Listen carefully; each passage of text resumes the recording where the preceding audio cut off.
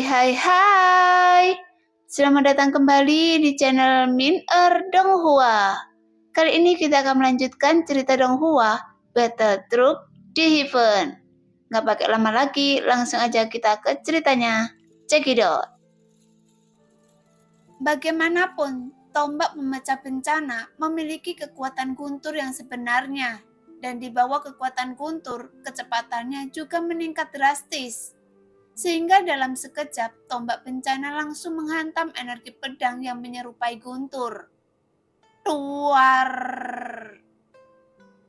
Segera dua kekuatan guntur meledak di udara. Namun saat kedua kekuatan tersebut tabrakan meledak, kilatan cahaya guntur melonjak dan langsung menyapu seluruh aula, yang membuat lusinan orang yang menyaksikan pertempuran itu harus mengambil tindakan untuk memblokir dampak ledakan guntur yang datang.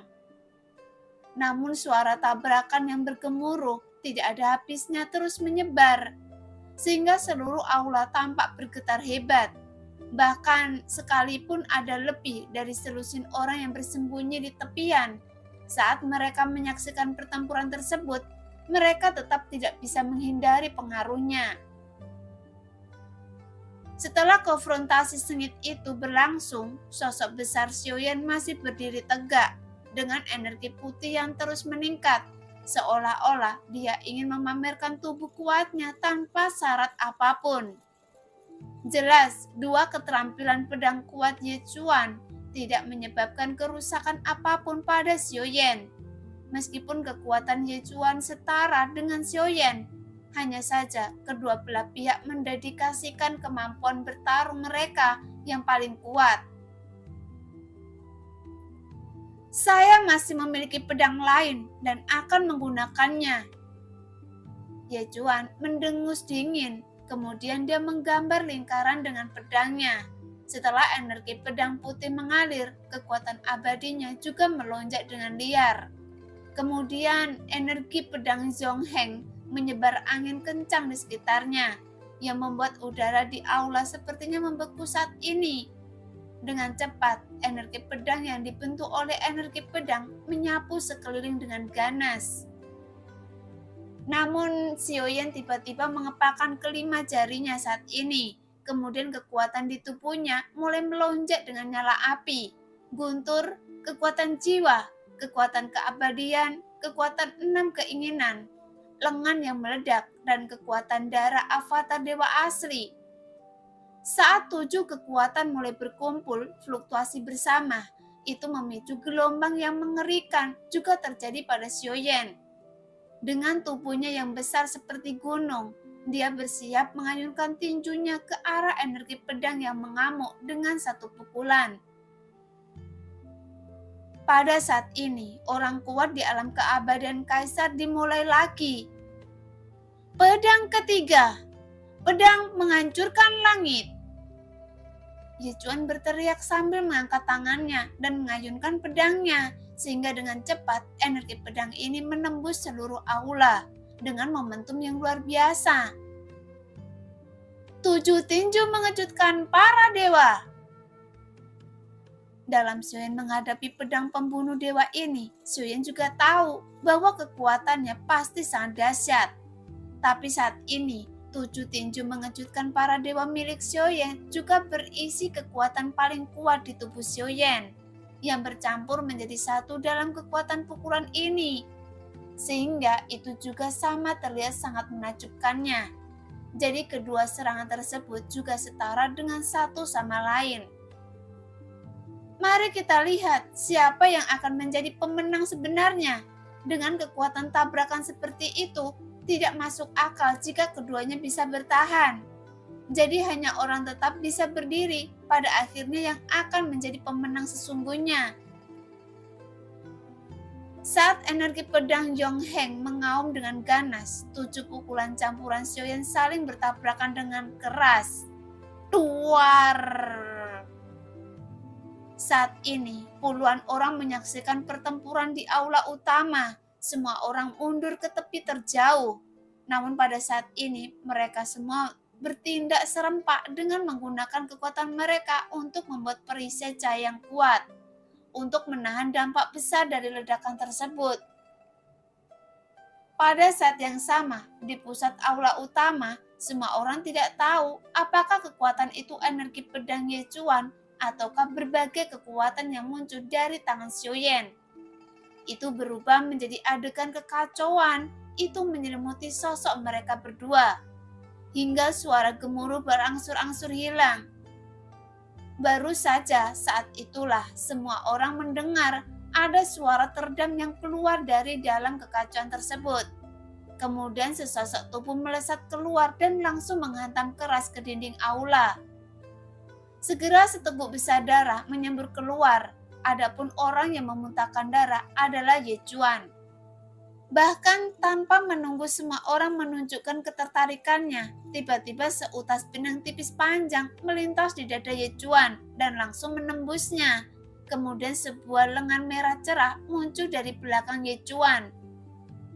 Dengan telapak tangan yang menggenggam hati emas, dengan cepat kelima jari itu langsung meremasnya dengan kuat-kuat, yang membuat hati emas itu meledak dengan keras. Tapi Xiaoyan tidak berhenti. Dia dengan kejam meraih kepala Yechuan dan langsung membantingnya ke tanah. Bahkan tepat ketika tubuh Yechuan jatuh, Xiaoyan juga menginjak kepalanya dengan satu kaki, hingga hancurkan sepenuhnya. Pertempuran ini sudah berakhir, jadi tidak ada gunanya Anda terus mengalirkan air. Saat Xiaoyan menghancurkan kepalanya, Yechuan bergumam perlahan. Mendengar itu, Xiaoyan menjentikkan jarinya, kemudian nyala api melonjak dengan ganas dan langsung membakar daging dan darah yang di tubuh hingga menjadi abu. Saat berikutnya, tubuh Xiaoyan yang 100 kaki tiba-tiba menyusut dan berubah menjadi ukuran normal. Namun pada saat ini, Xiaoyan harus mengakui bahwa ketiga keterampilan pedang Yechuan sangat kuat. Bagaimanapun, kekuatan Yechuan berada di keabadian Kaisar langkah ke-8. Jadi bagaimana bisa melawan kekuatan tubuh fisik Xiaoyan saat ini? Karena Yechuan bahkan tidak bisa menghancurkan pertahanan Xiaoyan sama sekali. Meskipun sebenarnya, jika Xiaoyan melepaskan kekuatan penuhnya sejak awal, mungkin pertarungan ini sudah berakhir sejak lama. Hanya saja, Xiaoyan ingin melihat seberapa kuat kekuatan ketiga pedang Yechuan. Bagaimanapun, kekuatan tiga pedang ini telah mencapai tingkat keterampilan bertarung kuno yang sunyi. Tanpa dukungan pertahanan yang kuat, dengan kekuatan kelompok orang ini, meskipun jika mereka menggabungkan kekuatan dan menggunakan susunan formasi untuk membatasi kendalinya, mereka masih tidak memiliki peluang untuk menang. Setelah beberapa saat, tiba-tiba sebuah bola cahaya muncul di atas tubuh Yechuan. Melihat itu, Xiaoyan memanggil Zhonggu ke depan dengan cepat. Kemudian Zhonggu segera mengeluarkan token kuno Dewa Iblis Abadi yang membuat bola cahaya tersebut langsung mengalir ke dalam token kuno Dewa Iblis Abadi. Sehingga segel emas tiba-tiba muncul di sana. Mungkinkah token kuno Dewa Iblis Abadi yang asli muncul setelah memperoleh semua segel emas? Xiaoyan mengerutkan kening saat melihat ini. Dengan penuh pertimbangan, dia ingin menyelidiki token Dewa Iblis Abadi. Tapi saat Xiaoyan memikirkan kejadian pada slip giok dari sebelumnya, Xiaoyan tetap harus membiarkan Zhonggu yang menyelesaikan semua ini. Setelah bola cahaya menghilang di atas mayat Yechuan, sekarang ada juga pedang patah yang melayang di udara. Melihat itu, Xiaoyan mengangkat alisnya dan sedikit dengan lambaian tangannya yang membuat pedang patah itu segera melayang di depan Xiaoyan. Namun saat melihat pecahan pedang yang patah, tiba-tiba kekuatan jiwa terserap ke dalamnya.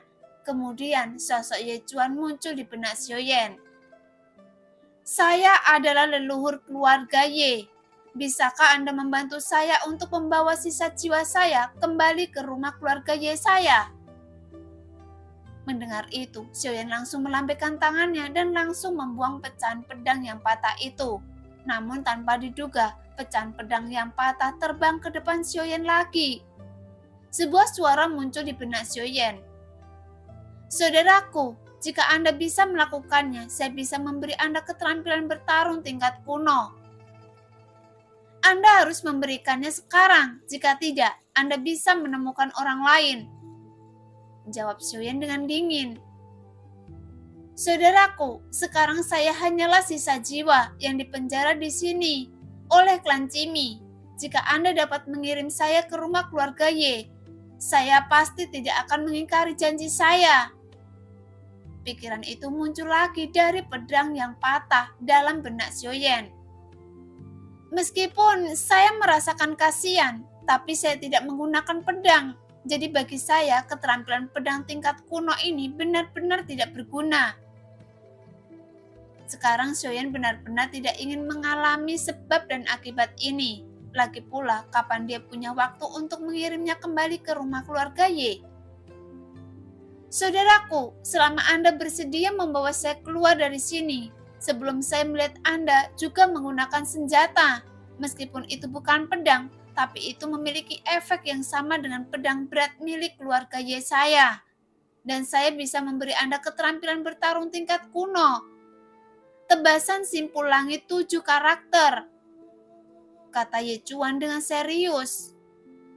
Tebasan simpul langit 7 karakter? Kedengarannya bagus. Namun, meskipun Anda mengatakan penguasa berat dan pedang saling terhubung, tapi saya hanya ingin mempelajari bagaimana cara Anda menggunakan ketiga pedang itu sekarang, kata Xiaoyan dengan dingin. Itu adalah keterampilan bertarung yang diwariskan keluarga Ye saya, dan itu tidak pernah menyebar keluar. Mendengar itu, sebelum kata-kata Ye Chuan selesai, Xiaoyan langsung membuang pedang patah itu dengan tegas. Meskipun itu adalah keterampilan bertarung yang diwariskan, tapi tidak dapat dihindari untuk membuat pengecualian dalam keadaan khusus. Saudaraku, jangan khawatir. Anda harus mencari tempat yang tenang untuk menerima warisan ini. Pikiran itu datang lagi dari pedang yang patah. Bagus, saya akan memberi Anda kesempatan. Xiaoyan lalu membalikkan tangannya dan memasukkannya ke dalam cincinnya sendiri. Kemudian Xiaoyan berbalik dan bersiap untuk pergi. Segera Zhonggu dan Jin Doming mengikuti Xiaoyan, namun Long Biao masih shock saat ini, karena dia masih belum mengerti betapa kuatnya Xiaoyan. Pada saat yang sama, di aula tertentu, beberapa orang sedang menonton adegan pertarungan Xiaoyan dan Ye Chuan. Apakah itu dia? Di ujung aula, sebuah sosok duduk di singgasana di antara beberapa sosok dan berbicara dengan malas. Tepat, dialah yang mencuri esensi darah dewa asli saya, dan hasilnya avatar dewa asli saya akan tetap berada di bintang 8 selamanya. Tidak hanya itu, orang ini juga penuh dengan kebencian. Bahkan dia meminta esensi darah avatar dewa asli saya untuk dia praktekkan ke dalam tubuhnya sendiri. Jadi orang ini benar-benar jahat. Setelah berbicara, sosok itu mendengus dingin. Bukankah di antara avatar saya ini banyak kebijaksanaan spiritual saya yang lahir? Saya tidak menyangka Anda akan sebodoh itu. Sosok lain berbicara. Apakah itu saja? Biarkan dia bermain lagi. Jika dia semakin kuat, maka akan semakin baik. Dengan cara ini, Anda dapat memiliki avatar lainnya yang berguna. Nah, demikianlah cerita hari ini. Terima kasih yang sudah menonton video Min Earth sampai selesai. Sampai jumpa di video selanjutnya. Bye-bye.